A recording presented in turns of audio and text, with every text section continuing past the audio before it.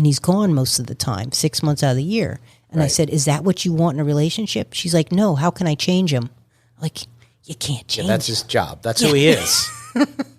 So you got to decide before, and she had already fallen in love. And if you took away that yacht captain part of it, he might be a different person. That is his identity. I don't know if you do that either. You got to decide that ahead of time. Can you deal with it? Exactly. So that's part of the predating is you're deciding what you want, what's acceptable and what's not. Your deal breakers, because a lot of times women will start getting in a relationship, and then all of a sudden they pull out these deal breakers. Oh, he did this, he did. I'm like, it's 2 years down the road. But on the flip side of that, a lot of people believe certain deal breakers are deal breakers when they're really not because they haven't actually experienced anything. Like somebody might say, I need somebody of a certain faith because they never date anybody else. And then when they get in the situation, they're like, actually, that wasn't a deal breaker. So what I have women do is I have them, there's 5 must-haves and 5 deal breakers. And that's it. All the other one is negotiable because they start pulling out all these crazy stuff. He's wearing felt hats. I can't have felt hats. That sounds like a deal breaker. Oh, I know. I can't. I need somebody who likes to ski. Maybe you don't. Because maybe you'll tear your ACL and you can't ski anymore. I live in South Florida. Right, I know. There's all I agree. There's all those kind of things.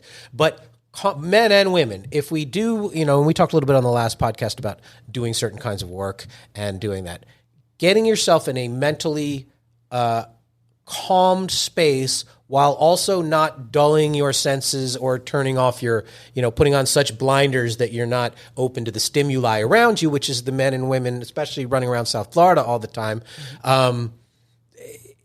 That's a tough balance, I'm gonna relax everything. I'm not gonna be so have this feeling of anxiety and desperation to date somebody, but I'm also have to be completely open to the possibilities, which is an animal kingdom too. It's not quite, we put our antenna or our feathers or whatever the animals have when they mate, we're not quite like that. Speaking of the animal kingdom, we are in some ways. Men can sense that anxiety. You show up in a wedding dress on that first date, and he is gone. Well, it's a little flattering. When she starts writing your last name out to see how it looks, maybe. Yeah, so it's still a bit of a challenge for all. I mean, again, this isn't supposed to be easy. That's why it's worth it, But understanding that I have to put myself in a good headspace, I have to be, work on what I do. But I also have to not go out of my house and not look at anybody around me. I have to understand that every single day of my life, there's opportunities all around me, and I have to either recognize them, act on them, and not kill them. Mm-hmm. That's a challenge, but that's, the juice is worth the squeeze. Right. Actually, the funniest thing, the best thing a woman can ever do to find a relationship is go enjoy herself. Just go out and have fun. Don't worry about anything else. Right. And if you are having fun, and if you turn back on the part that laughs and smiles, I get the women don't want to be told to smile. Doesn't mean you shouldn't smile or find things that are going to make you smile, because that lets the world around you know that you're capable of being happy. Mm-hmm. And that's the biggest thing that men are like, oh my God, I could never take that on. I don't think I could ever turn that frown around. I need somebody who's at least has happy on the menu. Right. Men like easy. I mean, sorry. But yes, we do. Yeah. No. Yeah, men do. Women will take on a home improvement project, but men want easy. Right, we do. We want to know there's at least a roadmap to success with you. We want to know at least it's possible. If it's a dead end and we can't make you happy and you can't make you happy and there's no end here because you just haven't put yourself in a mental space or physical space to be that way, men are going to check out. They're going to find somebody else. They're going to be like, oh, look at the group of girls laughing over there. I'm going to go throw myself in that pile. Now, that's not to say they don't like to rescue. You guys like often to rescue too. But they have to know that you're capable of being rescued. Right. Or want to be rescued. Exactly. Yeah, there's that too. This was fun. How can people get more information from you than we could get to in 40 minutes or so today? The best way to find me is on Facebook, Dawn Maslar-Biggie. My website is Biggie, Biggie.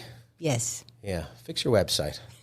And you need a podcast. You could go on about this all day long. I can. See, we would have just wasted this conversation we were having would have just gone to the ethers. It would have just floated off in the wind. So I had to grab it all in. I had to chase it all down and bring it to the Great Love listeners. This was fun. As far as us, like, share, subscribe, and as always, please review this podcast. Your reviews are highly important in the podcasting ecosystem. Yeah, one more thing. Yeah. If you're interested in learning about the science of love, my book's called Men Chase, Women Choose. Men Chase, Women Choose. That sounds reasonable. Go to greatlovedebate.com. Check out our live tour schedule. Live. We have upcoming live shows in a lot of fun places. August 9th in New York City. August 11th, I believe, City Winery in Boston, Massachusetts. July 28th, Hyenas Comedy Club in Dallas, Texas.